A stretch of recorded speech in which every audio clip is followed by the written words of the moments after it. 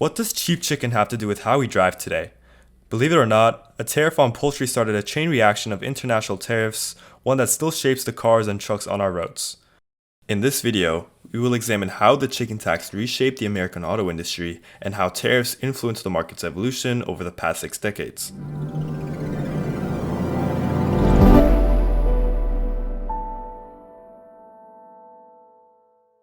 Our story begins in the late 1950s and early 1960s, a time when American chicken farming was booming. During that period, United States chicken production nearly doubled, rising from about 2.2 billion broiler chickens in 1955 to over 4 billion in 1965. Advances in breeding, feed efficiency, and large-scale farming drastically lowered production costs. As a result, American poultry became extremely competitive in overseas markets.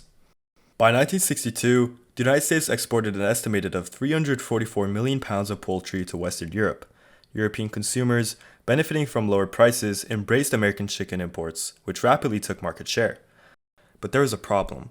European farmers, particularly in countries like France and West Germany, felt overwhelmed by the flood of cheap American chicken. They claimed it was an unfair competition, and their governments responded. Several European Economic Community nations imposed new tariffs, some reaching about 4 cents per pound of imported chicken on American poultry to protect their domestic farmers.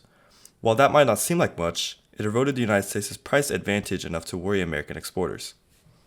The United States government countered these poultry tariffs with its own set of duties on European goods in 1963, targeting brandy, potato starch, dextrin, and most notably light trucks. The 25% import tariff on light trucks would go down in history as the chicken tax. Light trucks essentially include pickup trucks and commercial vehicles like delivery trucks and vans. Before the chicken tax, foreign automakers like Volkswagen were making huge advancements into the United States market. By the early 1960s, Volkswagen was selling around 60,000 Type 2 vans annually in the United States, but after the 25% duty took effect, European light truck exports to the United States decreased by 50% by 1966. What started as a short-term measure endured for decades. As of January 2025, the chicken tax is still in effect. Although it originated from poultry disputes, the chicken tax ended up reshaping the auto industry and consumer options in 3 major ways. The first one is market share. Domestic manufacturers like Ford and General Motors benefited from reduced foreign competition in the pickup segment, increasing their market share.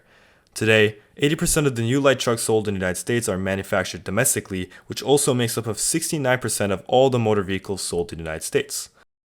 The second one was production strategies. When the chicken tax took effect, some of the foreign manufacturers quickly found different workarounds. For example, to avoid the tariff, Subaru installed rear-facing seats on the cargo bed of its Brat model, classifying it as a passenger vehicle rather than a light truck. This significantly reduced the cost of importing Brats as passenger cars, and they were only charged a 2.5% tariff. But that loophole was shut down in 1980, and 9 years later, two-door SUVs got reclassified as light trucks, pulling them under the same 25% duty. Feeling the squeeze, foreign automakers such as Honda, Toyota, and Nissan decided to sidestep the issue altogether by building their own assembly plants in North America. As a result, for instance, Toyota's truck production in Texas jumped from around 100,000 units in the early 2000s to over 200,000 by 2010. Current regulations require that at least 45% of the parts in trucks must be made by North American workers who are paid more than $16 an hour. The third one was price increases. Over the 30 years between 1990 and 2019, the average price of a new light truck in the United States increased by 1.3% on real terms, after adjusting to account for inflation using the Consumer Price Index. In comparison, during the same period, the price of a new car where the 25% tariff didn't apply decreased by 0.3%. So what can we learn from the chicken tax? It's a case study in how economic policies can have far-reaching and sometimes unexpected consequences.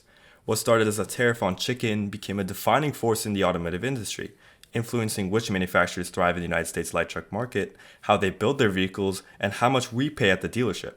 It shows us that even small decisions in trade policy can ripple across industries for generations, highlighting how interconnected global trade can be.